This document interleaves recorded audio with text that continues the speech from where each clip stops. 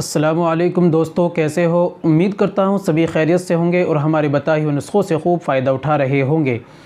दोस्तों आज हम बात करेंगे एक ऐसी नई बीमारी की वजह से हैं जिसकी वजह से दोस्तों लूज़पन और ढीलापन, मुकम्मल तनाव ख़त्म हो जाता है।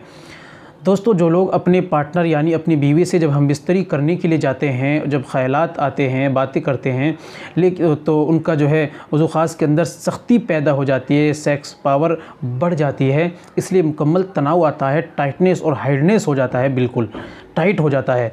लेकिन जब वो बात करते हैं तो चिपचिपा पानी जाने लगता है और उसके जाने से दोस्तों फिर ढीलापन आता है, लूज़पन आ जाता है, यानी टाइटनेस की कमी आ जाती है। वो जो टाइटनेस वो जो पहले थी वो नहीं रहती, वो ख़त्म हो जाती है, ढीलापन रहता है। लेकिन जब उसके बाद हम बिस्तरी करते हैं, संभोग करते हैं, तो उसमें भी ढीलापन रहता है और यूँ ही डिस्चार्ज हो जाते हैं। तो दोस्तों उन भाइयों को परेशान होने की ज़रूरत नहीं है। उनके लिए एक छोटा सा और बहुत ही आसान घरेलू नुस्खा है दोस्तों, जिसके इस्तेमाल से ये तमाम परेशानी, तमाम बीमारियां बिल्कुल ख़त्म हो जाएगी। चलिए जान लेते हैं इसके लिए हमें क्या इस्तेमाल करना है।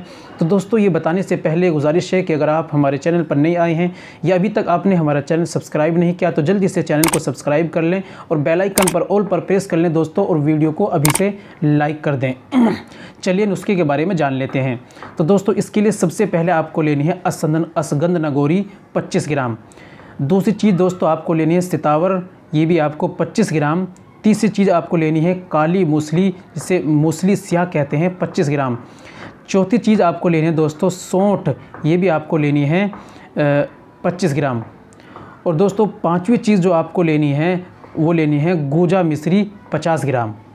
ये सारी चीज़ें दोस्तों, पांचों चीज़ों को आप कूट पीस कर बारीक कर लें, या आप पंसारी की दुकान से जब आप लाएंगे वहीं पर आप पिसवा कर ले आएँ, या घर पर लाकर इन कूट पीस कर बारीक कर लें, सफ़ूफ बना लें। दोस्तों अब आपको इस्तेमाल कैसे करना है, सुबह में आपको आधा चम्मच दूध के साथ में इस्तेमाल करना है और आधा चम्मच शाम को खाना खाने के तकरीबन 2 से ढाई घंटे के बाद दूध के साथ में इस्तेमाल करना है। और दोस्तों गर्म चीज़ों का जो तासीर में गर्म होती है, अंडा, मांस, मछली, चाय और धूम्रपान, इनका आप परहेज़ करें, इंशाल्लाह बहुत ज़्यादा फ़ायदा होगा और फ़ायदेमंद नुस्खा काबिल कबूल होगा।